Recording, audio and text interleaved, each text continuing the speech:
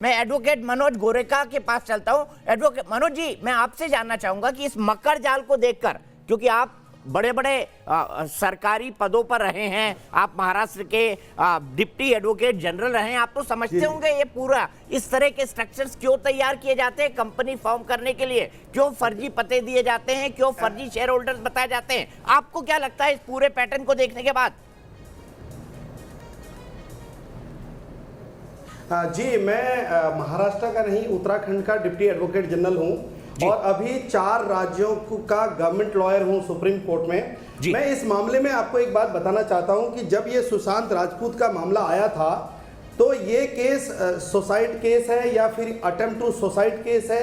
क्या केस है करके जब इसमें सुप्रीम कोर्ट ने सीबीआई को डायरेक्शन दिया था इन्वेस्टिगेशन करने के लिए, जब सीबीआई ने इन्वेस्टिगेशन किया उसमें ये नजर आया कि जो रिया चक्रवर्ती है वो उनको स्लो पॉइजन ड्रग्स देके इसलिए जो है उन्होंने उसकी डेथ करी, इस तरह की बातें आई। तो उस पर इन्वेस्टिगेशन हुआ तो ड्रग्स से रिलेटेड जो इन्वेस्टिगेशन करती है वो नारकोटिक कंट्रोल ब्यूरो करती है और जिसमें एनडीपीएस एक्ट 1986 के अनुसार इन्वेस्टिगेशन, उस एक्ट के अनुसार इन्वेस्टिगेशन हुआ और इन्वेस्टिगेशन में ये आया कि जो पेपर थे, जो नोट्स थे, जो मेडिकल जो मेडिसिन थी उसको गलत किया गया, उसमें सिग्नेचर गलत किए गए और धीरे धीरे करते करते ये ड्रग्स का बहुत बड़ा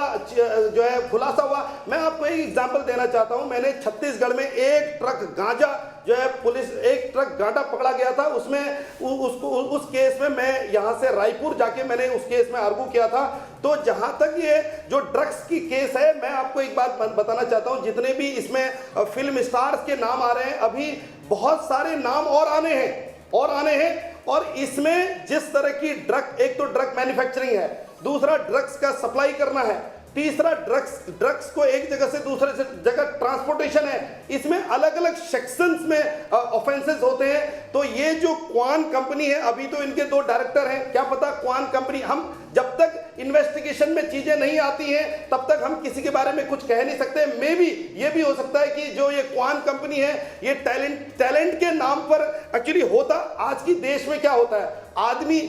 कोई व्यक्ति अगर वो जो है बहुत बड़ा गुरु है तो वो गुरु के नाम पर कुछ और भी धंधे चल रहे हैं, बहुत सारे धंधे चलते हैं उसके, तो शायद ये कंपनी एक माध्यम और उसके नीचे कुछ काम करने का, ठीक है मनोज जी, समझ गया मैं आपकी बात।